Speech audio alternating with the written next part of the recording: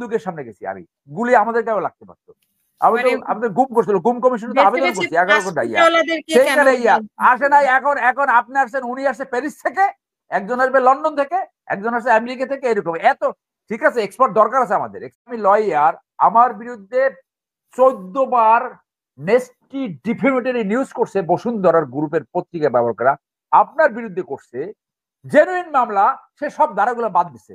কথাটা হলো যে সে তার মায়ের কবর যে যাবে, এটি যে প্রাইভেট ইভেন্ট, তার ব্যক্তিগত ইভেন্ট, সেটা একটা গভর্নমেন্ট অর্গানাইজেশনের ওয়েবসাইট আসবে কেন? তার মানে এই যে ইমেচিউরিটি, এই যে আমার মায়ের কবরে যাব, এই যে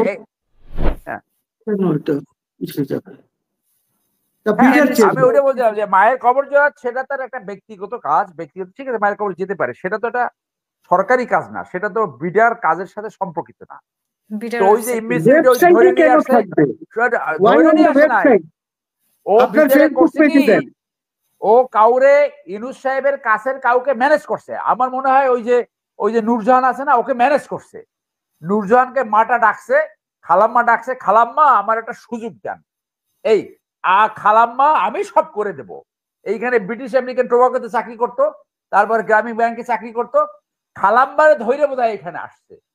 উই নো হিজ ক্যাপাসিটি, সে কি করবে, তার অভিজ্ঞতা কোথায়? আরে তো আপনি তো দেশ ছেড়ে বিদেশে গেছেন, দেশ ছেড়ে পারলে সাহসের সাথে দেশে কন্ট্রিবিউট করতেন। আপনি যদি মেধাবী হইতেন দেশেই যেতে, আপনার বিদেশি যদি এসে অনেক আইএসসি সেটা ছাড়তে আপনি বলছে কে? আপনি যেই মুহূর্তে এইখানে ক্রাইসিসে পড়বেন আবার বিদেশে যাবেন, তো এত বিদেশি তো দরকার নাই, দুই একজন এক্সপার্ট দরকার আছে। সব বিদেশ থেকে আনতে হবে কেন? বাংলাদেশের মানুষ কি সব বাইশে খালে পড়ছে নাকি? সব একেবারে বিদেশ থেকে আনতে হবে? এটা কি এটা কি একটা কলোনিয়ালিজম হয়ে গেছে নাকি, যে একেবারে সব এখন একসময় ব্রিটিশরা আসছে, ওই যে আছে, এখন সব বাংলাদেশে যারা বিদেশে নাগরিকত্ব নিয়েছে তারা। আর যদি আসেন সত্যিকারে মানুষের সামনে ঘোষণা করেন নাগরিকত্ব বাতিল করে, তারপর আসেন কন্ট্রিবিউট করেন যে আমরা আর বাংলাদেশের যে কোনো পরিস্থিতি বাংলাদেশ থেকে যাবো না, সেই কমিটমেন্ট করেন জনগণের সামনে, তারপরে পারফর্ম করেন। তো খালাম্মাটাইকে আইসা কোনো পদ নেওয়ার দরকার নাই। এই খালাম্মা খালুরা 2 দিন পরে যাবে সইরা, আর এরা যাবে প্লেনে করে চলে, যখন দেশ আবার বিপদে পড়বে। লন্ডনে লেখাপড়া করছি না, আমার লন্ডনে থাকেন, আমার তো কোনোদিন লন্ডন আকর্ষণ করে নাই, আমাকে কতদিনে বলছে don't go back to Bangladesh, থাকো এখানে। এই যে বাংলাদেশে আইসা এই রাজনীতি করতে জেল খাটছি, জুলুম করছি, সমস্ত কত ধরনের অত্যাচার হয়েছে, আসি তো বাংলাদেশে, এটা তো আমার জন্মভূমি। বিদেশে যে আরাম করছেন, আয়েশ করছেন, ইয়ে করছেন, সুযোগ পাইছেন, আন্দোলনে কোনোদিন ছিলেন না, কোনদিন। এই যে জুলাই আন্দোলনে প্রতিদিন বন্দুকের সামনে গেছি আমি, গুলি আমাদের গায়েও লাগতে পারতো। আমি তো আমাদের গুম করছিল, গুম কমিশনে তো আবেদন করছি 11 ঘন্টা ইয়া, সেইখানে ইয়া আসে নাই। এখন এখন আপনি আসছেন, উনি আসছে প্যারিস থেকে, একজন আসবে লন্ডন থেকে, একজন আসছে আমেরিকা থেকে, এরকম এত ঠিক আছে এক্সপার্ট দরকার আছে আমাদের। এক্সপার্টের সাথে বাংলাদেশে যারা আছে যোগ্য দক্ষ, আপনি তো এইটাই একটা ন্যাশনাল গভর্নমেন্ট হওয়া উচিত ছিল। জাতীয় পার্টি, আওয়ামী লীগ এবং এই 14 দল বাদ দিয়ে এইখানে সব যোগ্য মানুষকে নিয়ে একটা দল করেছিল। প্রত্যেকটা দলের যারা committed, dedicated, can deliver, honesty এবং দেশপ্রেমিক, সেরকম দরকার মতো আপনি কমিশন করে খুঁজে বের করেন।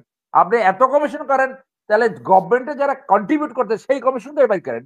এই যে মহসিন সাহেব, যে কোনো রেসপন্সিবিলিটি তাকে দেওয়া যায়। আজকে আইন এই যে ল কমিশন করেছেন তাকে, আজকে আইনমন্ত্রী তো he would have been the best law minister. Asif Nazrul তো প্র্যাকটিসিং লয়ার না, উনি 2টা ক্লাস নেয়। আর কি করছে উনি তো এই যে প্র্যাকটিক্যাল কিছুই জানে না, এবং এই কিছু জানে না বলে সে কিন্তু অনেক ভুল করছে। আপনি নারী ও শিশু নির্যাতন আইনের আপনার 35-এর একটা ধারা ইনক্লুড হয়েছে। আপনার বিচার প্রক্রিয়ায় বিচারকরা কোর্টের মাধ্যমে আসছে, সেইখানে যে কোনো ধর্ষণ মামলায় ডিএনএ টেস্ট করতে হবে। উনি আইসা ফটকাবাজের মতো সেটা বাদ দিয়ে দিল, যেটা লং রিসার্চের মাধ্যমে আসছে যে এই ধারাটা যে ইয়ে করতে হবে। আসিয়ার মৃত্যুকাণ্ড হয়েছে, ডিএনএ টেস্ট তো 3 দিনের ভিতরে করা যায়, কিছু বোঝে না, ডিএনএ টেস্টে বাদ দিয়ে দিল। সাইবার নিরাপত্তা আইনে জেনুইনলি অনেক অফেন্স আছে।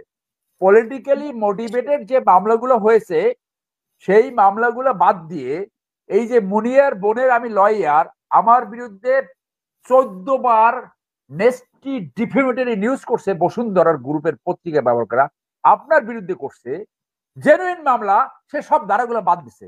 শুধু নিউজ করেনি তো সরোয়ার ভাই, আপনি ভুলে গেছেন আমাদের নামে যে ভিডিও বের করছিল। হ্যাঁ, সেটাতে বলছি যে আপনার নামেও করছে, সেগুলো করছে। আমার নামে তো 20টা ভিডিও ছিল।